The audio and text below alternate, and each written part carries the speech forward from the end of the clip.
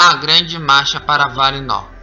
Depois da derrota de Melkor, os Valar queriam que os elfos morassem em Valinor e para ficar mais perto das luzes das árvores, Telperion e Laurarim, e também trazer seus conhecimentos. Boromir, de novo, teve a responsabilidade de trazer os elfos a Valinor. Chegando ao lago Cuiviene, ele queria falar com os líderes elfos. Eram 3 líderes, e esses líderes elfos eram Ingway, ele era o líder dos Vanya, Finwë era líder dos Noldor, e Eowyn era líder dos Teleri. Lá, Boromir falou para os líderes elfos tudo sobre a Valinor, sobre as belezas das árvores e de tudo que tinha em Valinor. Então, os 3 líderes aceitaram o convite para conhecer essa tal terra. E Boromir colocou Ingway, Finwë e Eowyn na garupa do seu cavalo Naham e eles foram a Valinor. Chegando lá, os 3 líderes ficaram encantados com tudo que vinha pela frente, mas ficaram mais maravilhados pelas 2 árvores de Valinor. Então, os 3 líderes pensaram: é aqui que vamos ficar, longe das maldades de Melkor. Seremos bem protegidos com a ajuda dos Valar.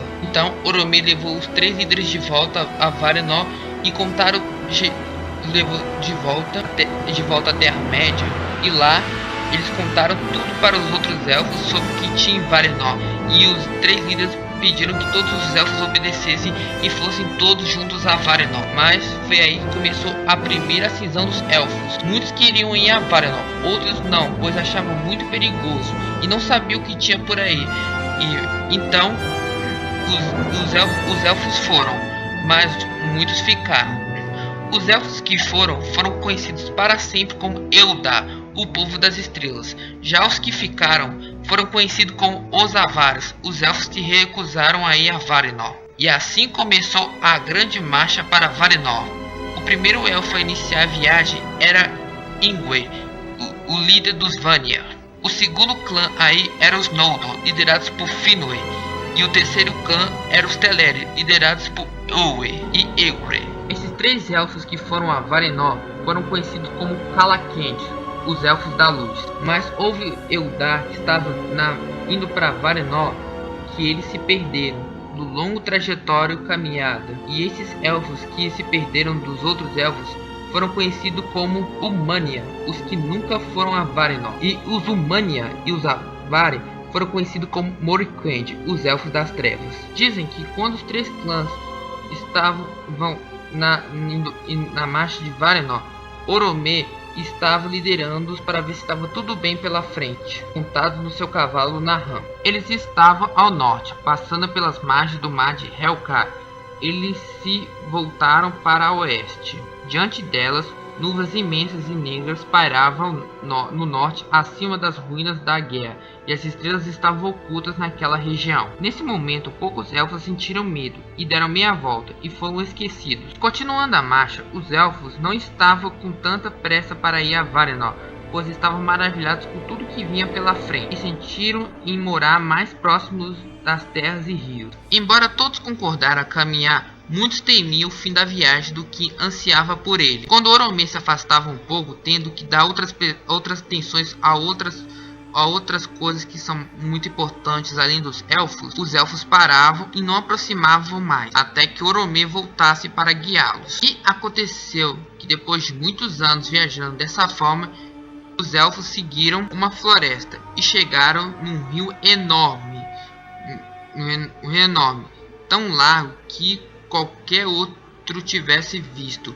Era o maior da Terra-média. E do outro lado do rio estavam as montanhas nevoentas, levantadas por Melkor na construção de sua fortaleza, o túmulo, e para atrapalhar a caçava de Boromir.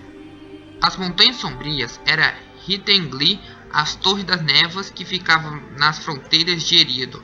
Eram as montanhas temidas e perigosas da Terra-média naquela época. Os Teleri por muito tempo habitavam a margem oriental daquele rio, com um desejo de ficarem ali e morar, mas os Vanya e os Noldor atravessaram e Boromir os conduziu pelas passagens nas montanhas. Boromir construiu uma passagem alta para que os elfos passassem do outro lado das montanhas. E quando Boromir estava dentro das montanhas, os Teleri contemplaram e sentiram medo. Alguém do clã de Eowyn, irmão de Eowyn, que sempre ficava mais para trás no caminho, Esse elfo era Lewe. Ele renegou a marcha para o oeste e levou consigo um grupo numeroso. Eles foram para o sul, desconhecido pelo rio, e esses desapareceram do conhecimento de seus parentes. Alguns elfos abandonaram a marcha e foram conhecidos como Sindar, os elfos cinzentos. Os elfos de Lewe eram os Nandor e se tornaram um povo isolado, diferente dos Famaris, a não ser por Aman, a água, e quase sempre habitava as proximidades das cachoeiras e cursos d'água.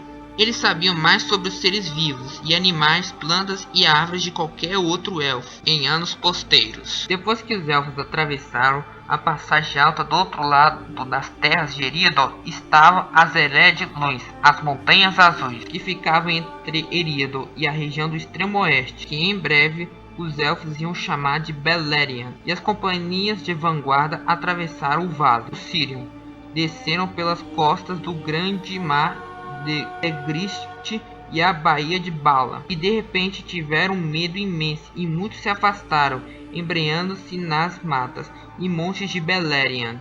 Oromê deixou os elfos e foi a Valinor em busca do conselho de Manwë, e os deixou. Os Teleri atravessaram e tiveram coragem, e atravessaram as montanhas nevoentas e cruzaram as terras de Eriador com a liderança de Eowyn Singolo, pois eles estavam ansiosos para chegar a Valinor e à luz das árvores, e também não desejavam se afastar dos Noldor, pois tinham uma grande amizade de Finwë, o senhor dos Noldor. Assim, os Teleri passaram pelas Ered Luin, as Montanhas Azuis, entrando na região de Beleriand, e ali ficaram algum tempo, no outro lado do rio Gelion. Continua.